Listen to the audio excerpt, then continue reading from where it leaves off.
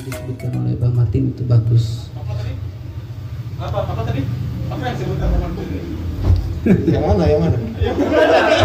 Tadi yang disebut-sebut itu postur terus. Sekarang beginilah, Abang coba berikan kesempatan kepada iya. saya sampai pukul 10 ya. Sekarang sudah pukul berapa? Ayo yang punya dendam silakan. Nggak ada dendam, nggak ada. Ini jam Rusia Pak, masih jam 5 di sini. Masih 4 jam lagi. Berarti jam 9. Minum dulu, Jul. Masih kelas jam. Ini sudah pukul 10 belum? Belum. Satu jam lagi. Satu jam lagi, Pak. Salah sebut jam itu karena sampai jam 9. Jam 9 atau jam 10, Pak? Sampai ini 9 sekarang ya. Masih lama. Ini temu kangen lah, kan udah banyak. Ini tapi kenal Bapak yang dari tadi ngomong terus. Kenal nggak nih BTW ini? By the way. Saya Coba kenal. sampai pukul 10 insya Allah ada di sini. Oke, ini kenal Ya? nggak nih yang baju biru ini siapa? Mana? Ini Anafis. Iya dia Anafis. Masa? Waktu masih muda ya. Anafis lahir lagi jadi begini. Oh ya, yang mau nanya silakan. Ada Mas Willy juga tadi. Yang boleh tanya. Oh, ibu dari bahasa. Nah, Ini bertanya di sini mumpung ada di sini apa saja ya? iya, Pak, siap. Ya, selamat malam. Selamat malam Bang Martin, Pak Nurudin. Mungkin satu hal untuk Bang Martin ya, bahwa buku-bukunya Bang Martin itu adalah buku-buku yang disukai oleh kepala pusat kami Pak Danu Hurib. Ya. Dan pernah kami bicarakan juga tentang resep apa namanya itu? Resep Kiat sukses jeruk. Kiat sukses jeruk. Kalau buku Pak Narudin? Buku Pak Narudin. Oh, belum tahu ya. Dikirimkan. Ya terus terang begini, saya datang sini selain ini dengan ingin perbincangan dengan Bang Martin juga. Kemudian saya juga ingin mendapatkan ruh ya.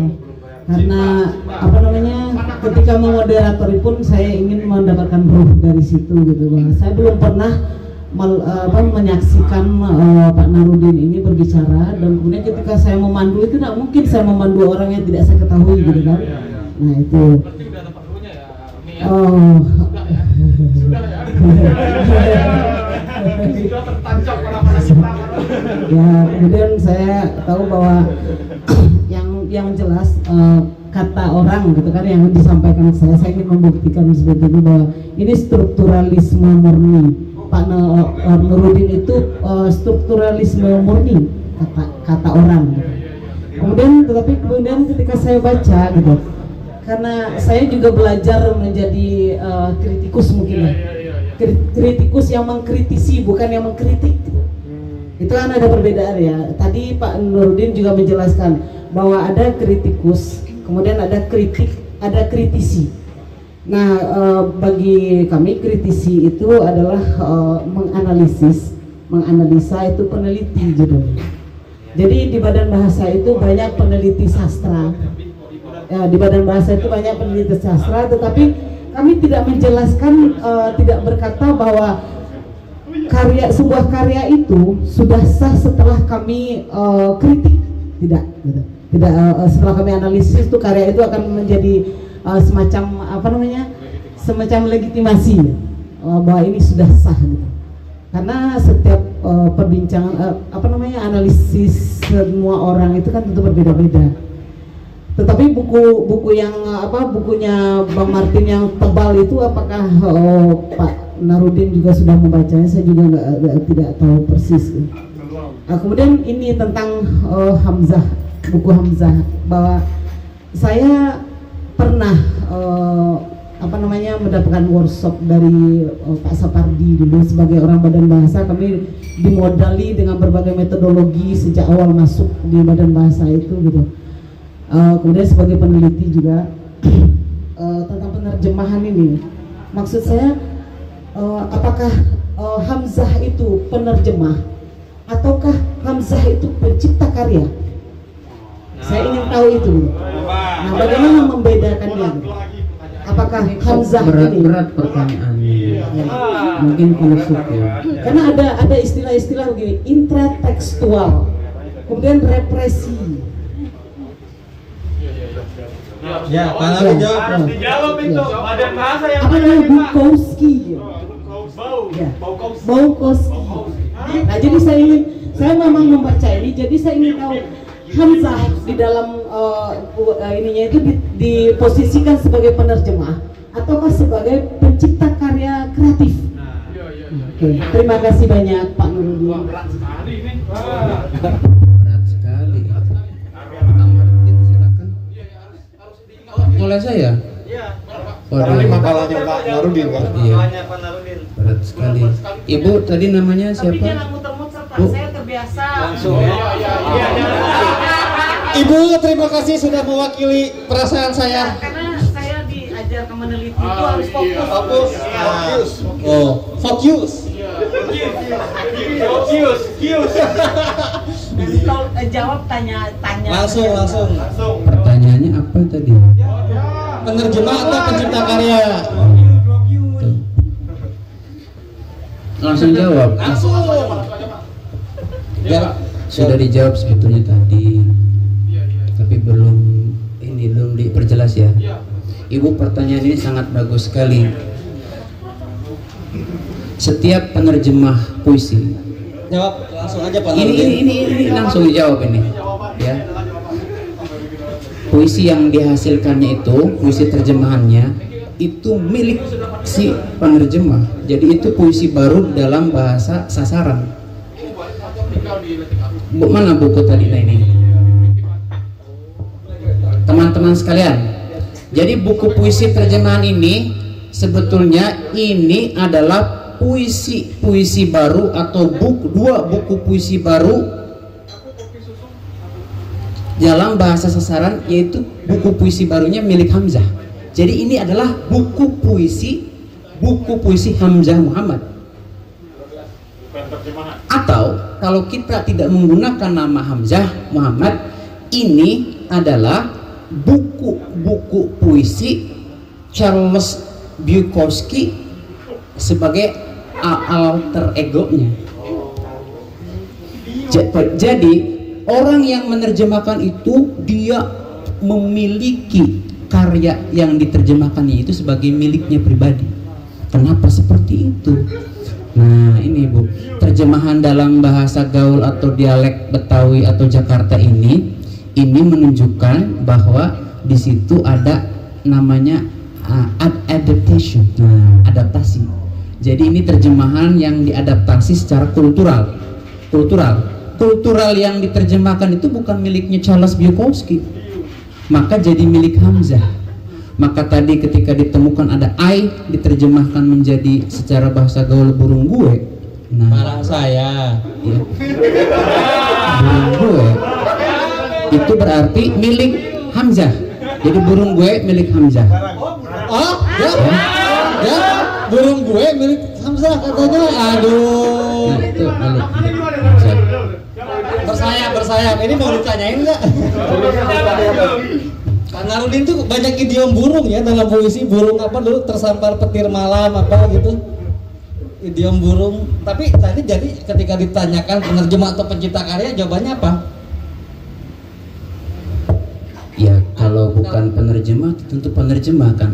Bahkan dalam etika penerjemahan, penerjemah itu harus dicantumkan di depan para hadirin. Jadi Hamzah itu penerjemah. Penerjemah. Tetapi ketika membaca hanya karya terjemahannya saja, misalnya hanya membaca buku ini, tidak dipadankan dua misalnya dengan mana yang ini ya, dia penerjemah. Tetapi kalau membaca ini boleh jadi disebut sebagai puisi milik siapa? Hamzah Muhammad sebagai epigon dari Charles Bukowski secara metalingual. Metalingual itu dari bahasa satu ke bahasa lainnya, tapi dengan membawa kultur tadi itu yang dialihkan secara adaptasi, itu kulturnya dialihkan Di situ ada ideologi yang friksi, di situ terjadi benturan. Nah, ketika friksi terjadi, benturan kultural itu, maka ada sesuatu yang tadi yang terepresi itu. I diterjemahkan sebagai burung gue. Itu Barang gue, bukan burung gue, barang gue. barang gue. Iya, kalau burung gue mah itu Pak Narudin bikin sendiri. Oh, itu terjemahan saya ya. Oh, iya mah, itu juga teresepsi tuh kayaknya tuh persoalan burung itu tuh. Terpengaruh ya. Ini benar, Ibu puas nggak dengan jawabannya, Bu? Masih ada.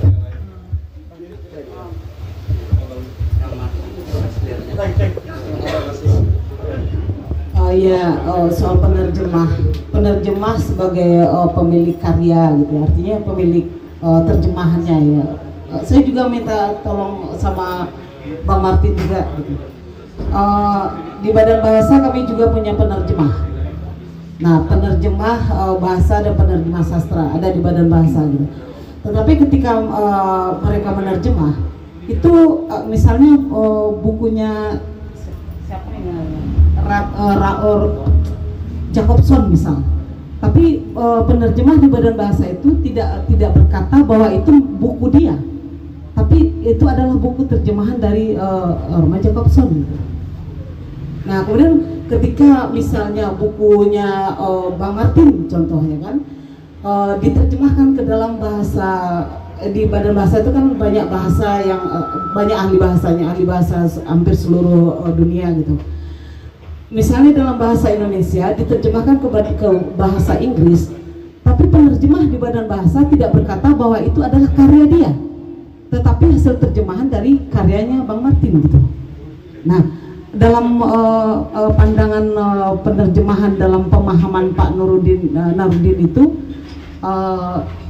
yang saya tanyakan itu tadi, bahwa ini sebagai penerjemah atau sebagai pencipta karya yang dimaksudkan, kembali ke Hamzahnya itu, contohnya yang Hamzah itu.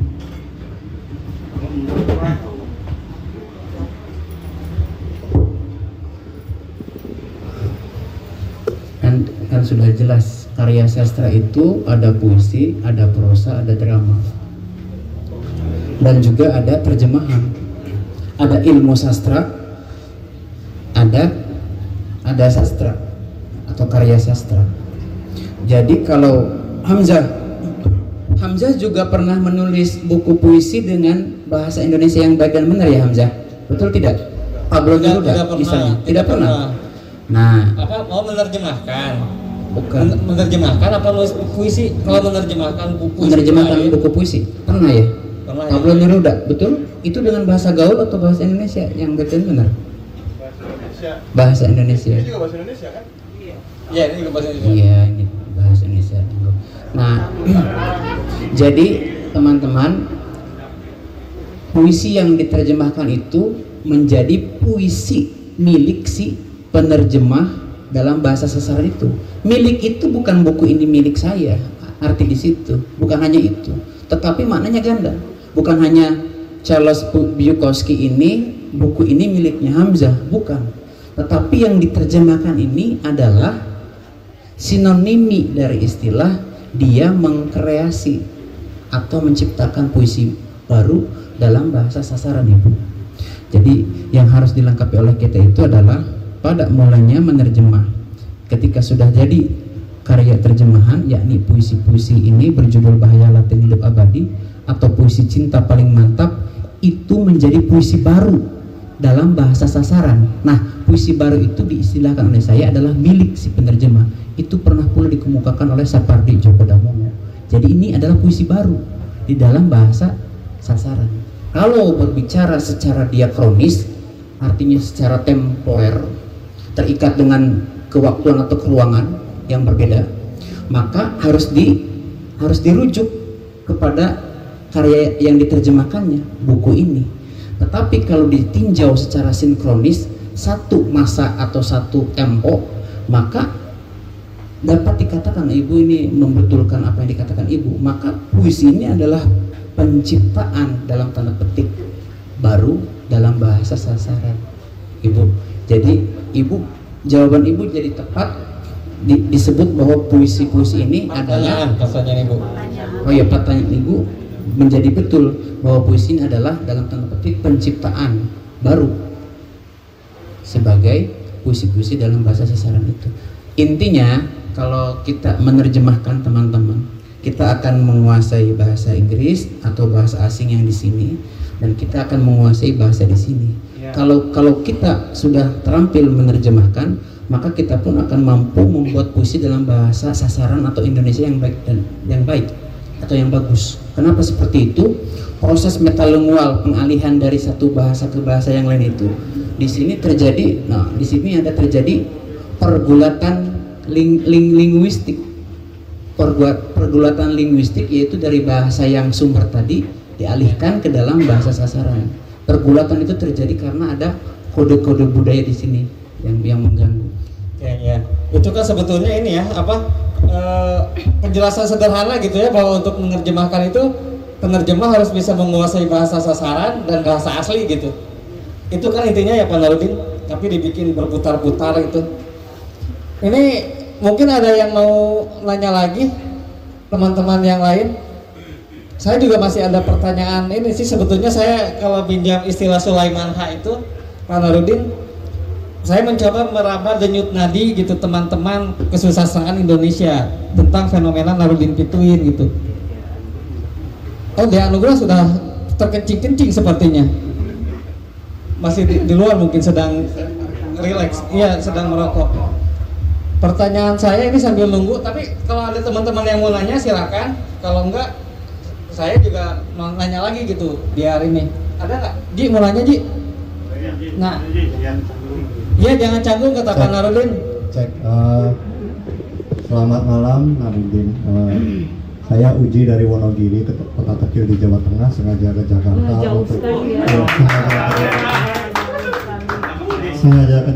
untuk melihat dua titik sastra di sini. Pertanyaan saya mungkin pendek saja. Tadi di awal saya sempat dengar Pak Narudin mengatakan bahwa membaca catatan kaki itu melelahkan. Catatan kaki itu melelahkan, membosankan atau apa? Tadi sempat Pak Narudin mengatakan itu. Apakah itu hanya berlaku ketika kita membaca buku-buku riset, penelitian, atau bagaimana jika catatan kaki itu muncul dalam karya sastra, misalnya puisi dan sebagainya? Mohon di. Kalau nggak salah tadi pernyataannya adalah buku yang bagus itu ada catatan kakinya gitu. Jadi catatan kaki itu menunjukkan kualitas sebuah karya itu. Kalau nggak salah tadi pernyataan Narudin itu, Pak Narudin, sebuah buku itu bagus kalau ada catatan kaki dan banyak bahasa asing gitu, untuk menunjukkan kualitas katanya. Nah, Pak, kalau misalnya itu terjadi dalam satu karya sastra misalnya, Bagus tidak gitu? Karena buku Lidu, pemenang karya Kusala, itu banyak bahasa daerah tidak ada catatan kakinya, tapi menang. Gimana itu? Buku Lidu, aku si burung kayu. Enggak ada glosarium, tapi menang tanpa ada catatan kaki.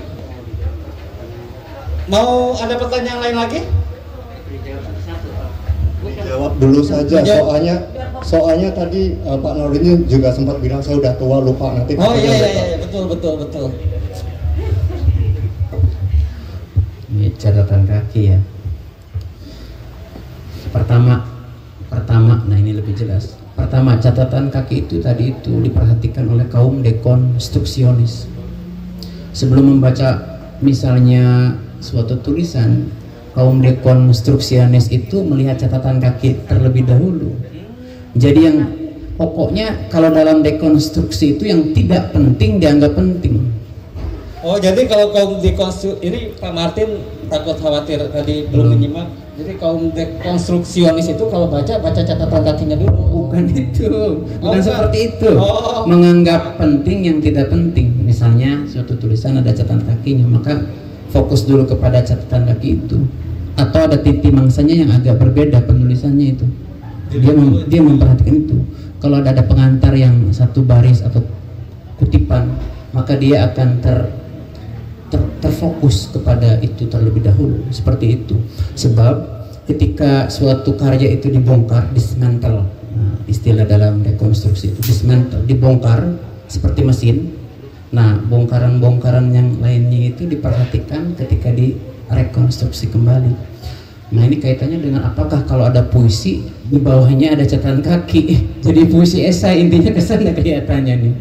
Saya pun sudah banyak mengkritik puisi-puisi esainya Denny J.A. Jadi saya dalam porsi yang seimbang, semuanya saya kritik. Kalau ada catatan kakinya, nggak ada puisinya gimana Bang? Membacanya dengan dekonstruksi atau apa itu? Puisinya tak ada, tapi cuma ada catatan kaki. Iya. Waduh, berat itu. Berat. Itu namanya kalau dalam eksistensialisme nothingness ya, ketiadaan. Jadi sebab dan akibat dalam indeks kan. Catatan kaki itu muncul karena sebab. Kalau sebabnya ditiadakan jadi nothing, berarti di bawahnya pun jadi nothing. Jadi itu namanya philosophy of impossibility. Asyik. Tepuk tangan dulu.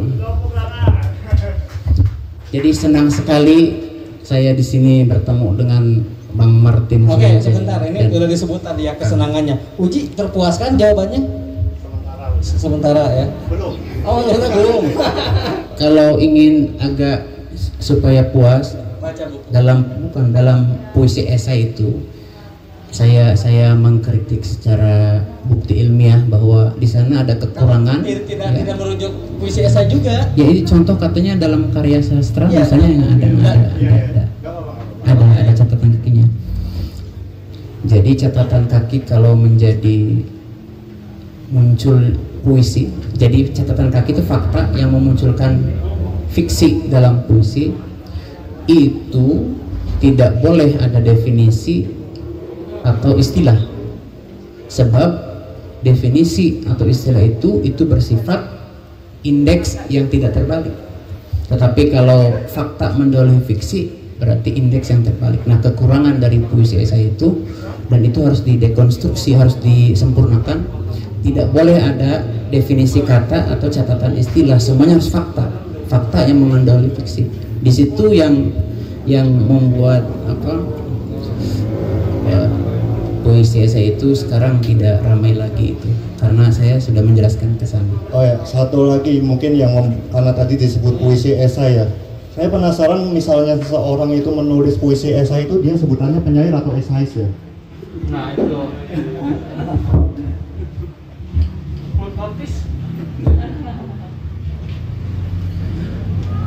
Kalau ada istilah puisi apapun, puisi musik, puisi apapun lah, jadi penyairnya itu ingin menyebut dirinya sebagai penyair dan dia menulis puisi.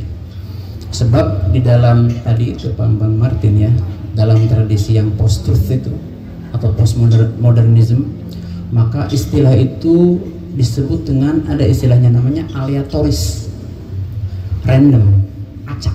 Aleatoris itu random, acak. Jadi ketika memunculkan suatu istilah itu sudah memiliki signifier yang bergerak, moving signifier bergerak.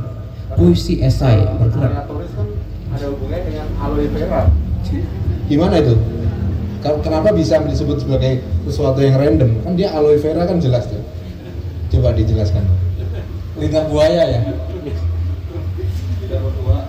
Tidak sejauh secara botanis saya mengerti. Tapi kalau dilihat dari forma, dari bentuk, ada kemiripan itu ya, forma. Saya pun menulis teori formalisme. Jadi dalam suatu kata ketika ada kemiripan akar-akar kata, maka artinya itu tidak dapat jauh, ada kedekatan. Berarti ada kedekatannya antara aloe vera dengan aleatoris. Alephora itu apa bahasa Indonesianya? Apa tadi? Lidah buaya. Lidah buaya, iya. Lidah buaya itu mekar ya, mekar ke samping. Mungkin dari kata Lurus. mekar-mekarnya itu yang berdemikian pelbagai atau beragam itu bisalah didekat-dekatkan secara post-truth. Lidah buaya nggak mekar, tumbuh. Iya. Mengembang ya, jadi mekar itu sinonim dengan mengembang. Pertanyaan yang lain. Pertanyaan ini dari saya aja nih. Ini sambil nunggu ya. Coba Dea Anugrah mungkin ingin bertanya sebab Iya itu nanti dipanggil lagi nanti ya Dea. Ini Pak Narudin nih, jujur aja nih saya tuh kadang penasaran. Ini saya mencoba meraba denyut nadi pertanyaan publik sastra Indonesia nih. Pak Narudin itu kan kalau bahas misalnya buku-buku yang sastrawannya jelas gitu kan, Gunawan Muhammad dikritik, misalnya Sapadi Djoko Damono dikritik, bahkan diedit kan sama Pak Narudin. Puisi Aku Ingin tuh harusnya seperti ini gitu. Terus tadi puisi siapa lagi? Banyak lah, Hartojo dan lain-lain Bapak kritik gitu. Itu kan dalam sebuah teori, kalau nggak salah pepatah Arab itu mengatakan jika Anda ingin terkenal, kencingilah sumur Zam-Zam gitu. Apakah itu cara Anda untuk naik daun gitu? Karena maaf, ketika Anda membicarakan puisi, teorinya begini, puisi bagus begini, ternyata itu dalam pembacaan saya yang lumayan nggak awam-awam banget gitu. Puisi Anda itu berkebalikan dengan teori yang Anda sampaikan misalnya tentang puisi bagus begitu, tapi kok kenyataannya puisi Anda begini gitu. Terus ketika Anda memuji-muji puisi yang maaf secara pembacaan saya misalnya yang nggak awam-awam banget, puisi itu jelek aja belum misalnya, tapi sama Anda bisa dipuji setinggi langit gitu, sementara puisi yang sudah jelas kualitasnya gitu, sudah bahkan beberapa memenangi perlombaan itu Anda hajar habis-habisan. Apakah itu tadi satu dekonstruksionis gitu, Anda mencoba mendekonstruksi kemapanan gitu, atau yang kedua berupaya mengencingi dalam tanda petik air Zam-Zam itu, mengencingi orang-orang yang udah mapan untuk menaikkan pamor Anda sebagai kritikus. Ya itu pertanyaannya. ini masih pada menyimak teman-teman? Masih? 80-an lebih ya, sampai 100. Oh ada yang menyimak Instagram, oh banyak. Syukurlah ya. Iya. Ada yang menyimak banyak ternyata. Saya jawab ini. Kemarin itu saya baru menulis sebuah esai pendek lah dengan nama Neo-Zenoisme sebagai metode kritik seni, Bang Martin di Facebook. Mungkin Bang Martin sekilas pernah melirik. Nah, kita kembalikan kepada definisi kritik sastra yang baik dan benar.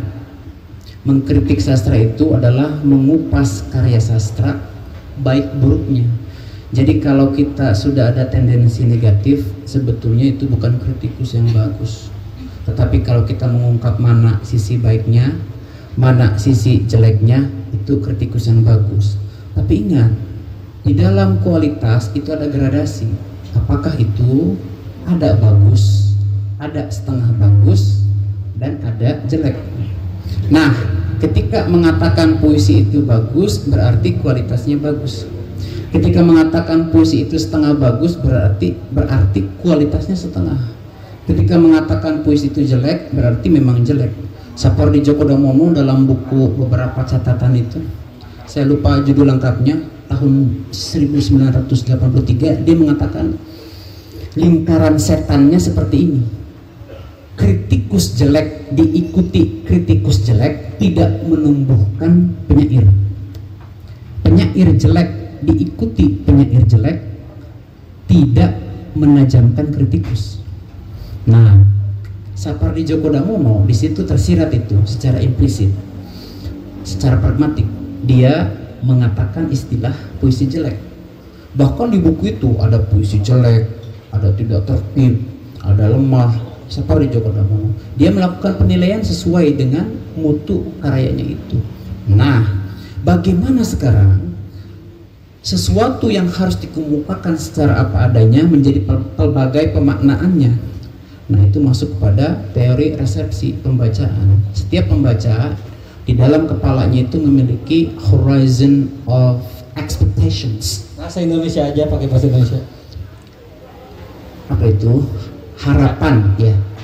Cakrawala harapan atau horizon harapan. Dia memiliki harapan. Karya ini lubang-lubang. Karya ini seharusnya seperti ini. Karya ini kurangnya ini. Karya ini lebihnya ini. Kepelbagaian ini apabila, catat teman-teman, ditemani oleh emosi, emosional yang dangkal atau mentah, maka akan menjadi argumen-argumen yang tidak semestinya. Jadi dia diberikan proposisinya bagus, kritiknya bagus, tetapi proposisi itu dikomentari dengan latar belakang tambahan emosi Bang Martin.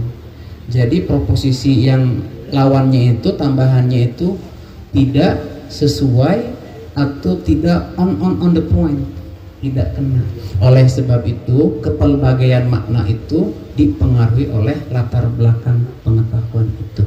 Bahkan kalau dalam filsafat eksistensialisme itu ada yang namanya itu subjektif pokoknya subjektivitas individual itu akan memengaruhi pembacaan dia terhadap karya-karya apapun.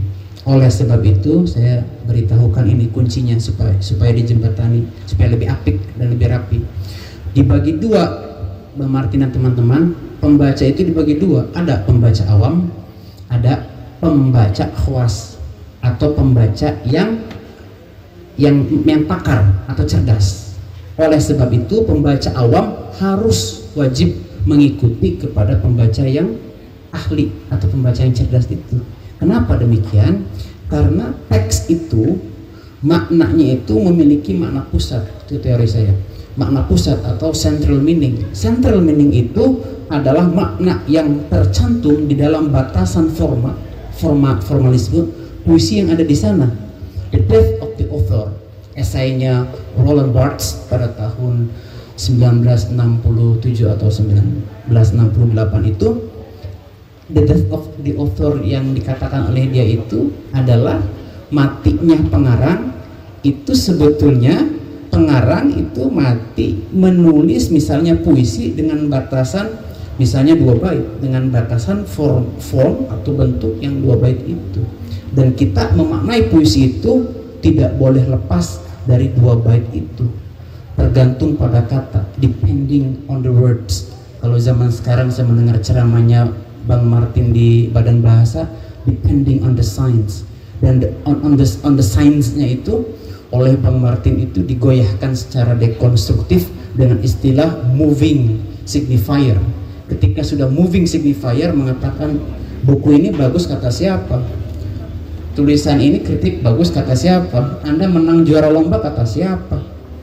Jadi batas-batas seperti itu di zaman post-truth kata Bang Martin kemarin menjadi goyah, sebab kuasanya sudah dibatasi oleh moving signifier itu. Signifier itu adalah penanda-penanda yang bergerak-gerak.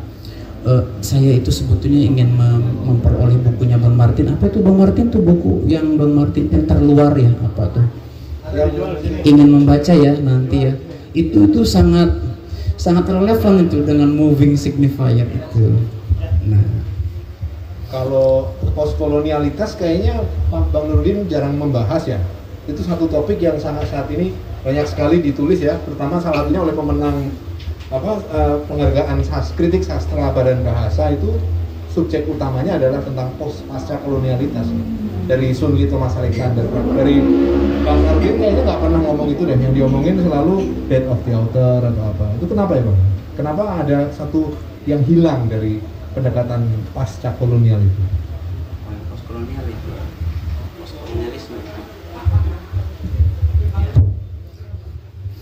Itu topik-topik yang sangat menarik di zaman sekarang dan memang melibatkan kehidupan kita sekarang. Sebab saya melihat perkembangan, nah ini di sini ada makanya dipromosikan sedikit tuh. Ini murah kok, murah, teman-teman bisa membaca dari referensi yang lumayan tebal-tebal. Jadi kecenderungan sekarang itu lebih dekat kepada sisi-sisi historis dan politik ekonomi. Jadi post-kolonialisme itu tidak akan jauh dari sana, karena di sana ada dikotomi penjajah dan yang terjajah, dominan dan yang didominasi, yang di atas dan yang di bawah. Benar post-kolonial atau pasca kolonial? Post-kolonialisme. Kalau pasca beda. Sebab itu bukan setelah, tetapi masih ada sangkut paut dengan kolonialisme sebelumnya. Kita tidak bisa menafikan.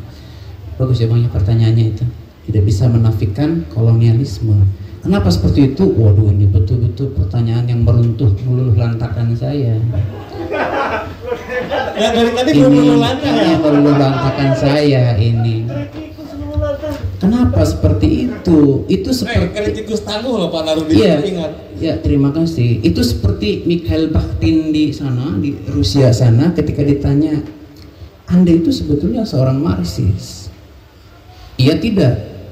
Nah, di situ kuasa politik sedang menekan kepada Mikhail Bakhtin itu. Bakhtin ketika itu jawabannya agak sudo, semi dia sudo, ya ke formalisme, ya ke Marxisme. Nah, ketika ditanya oleh Bang Martin, apakah saya mendukung atau bisa membicarakan tentang postkolonialisme, karena di sini pun saya membicarakan juga Bang Martin walaupun sedikit. Jadi berarti itu pun yang saya perhatikan.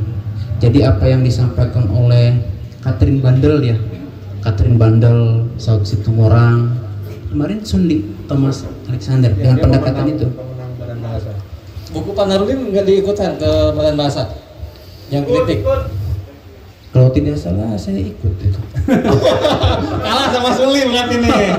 Kalah sama Suli. Nah itu yang ada kaitannya dengan yang tadi itu, kuasa yang tadi itu, Pak Bang Martin. Jadi menang karena ada kuasa ya. Bang Martin. Jadi Politik sekarang sastra itu Bang. politik sastra di sini itu yang dikemukakan di Badan Bahasa oleh Bang Martin kemarin itu, yang pada orang yang sebetulnya sukar menjangkau apa yang dikemukakan, perlu ada penafsir sebetulnya pada saat kemarin. Ini pertanyaannya dari yang tadi itu, dia Anugerah dan yang lain. Oh yang lain ini. Ibu tadi dari Badan Bahasa pulang ya? Ini teman saya nih, jauh-jauh dari Jogja. Penyair serius. Ini sudah setengah 10 ya? Ya masih ada setengah jam. Ini jamnya jam Rusia masih setengah 6. Tanya tadi yang masalah satunya mana? Mudah-mudahan Pak Doni mau kalau nanya Pak Doni. ada perjumpaan lagi, Aku nanya. ini saya habis mengisi, energi saya agak-agak kurang kuat ya. Semoga kalau ada kesempatan lagi bisa lebih lama, lebih kuat lagi. Ya, amin. Jadi soal makalah jadi sastrawan serba bisa itu mudah. Saya membaca makalah ini dan terpukau. Apalagi ketika sampai ke daftar pustaka, saya lihat 3 buku yang dijadikan daftar pustaka adalah buku Pak Narudin dan satu lagi adalah buku kumpulan beberapa penulis yang Pak Narudin jadi salah satu penulisnya.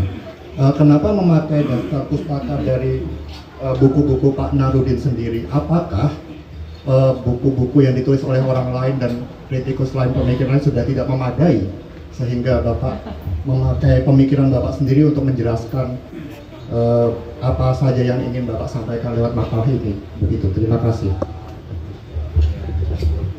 Ini kepada Bang Martin atau kepada saya?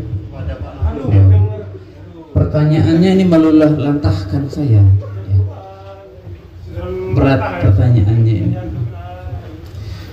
Referensi daftar pustaka itu sebagai perwakilan, dan teks itu aktualisasi. Aktualisasi itu kadang-kadang mencantumkan referensi secara jelas, tahun, halaman berapa. Ada pula yang hanya dalam versi populer hanya menyebutkan nama-namanya secara sekadar. Di sini banyak sekali saya menyebutkan tokoh-tokoh dalam negeri, juga tokoh-tokoh di luar negeri. Hanya daftar pustaka itu hanya sebagai representasi perwakilan saja, yang memang saya menulis. Kalau soal kualitas harus dibaca. Dengan demikian, alasan ini ditulis di dalam daftar pustaka pun berarti suatu undangan yang baik supaya membaca. Saya ada rencana dan sudah berjanji kepada Hamzah Muhammad, mudah-mudahan saya bisa menyumbangkan semua buku yang saya tulis, mungkin sekitar 7 atau 8 buku puisi 3, jadi banyaknya ada buku puisi 3, buku puisi, buku prosa, buku terjemahan, buku teori sastra, kritik sastra. Nah, nanti disimpan di sini, misalnya ada 7 buku saya di sana, bisa dibaca. Silakan pertanyaan yang lain ya. Tadi kan belum kejawab tuh Pak. Yang gua juga belum. Iya, jawab dulu dong Pak. Itu yang tadi ditanyakan. Ya, aku tadi nanya Pak, itu maksudnya dekonstruksi atau Enggak, bukan Jul. Tadi Ya. pertanyaan. enggak, dia tanya yang pertanyaanku yang mana gitu, belum jawab. Yang Ya, sebenarnya kan poinnya apakah pemikiran dari pemikiran lain, kritikus lain yang mungkin Bapak sudah baca dan sebagainya sudah tidak memadai lagi sehingga Bapak memilih memakai pemikiran Bapak sendiri untuk kenapa daftar pusakanya buku Bapak sendiri? Kenapa kok sampai turun tangan gitu? Nah, Itu tadi sebetulnya sudah dijawab secara implisit. Saya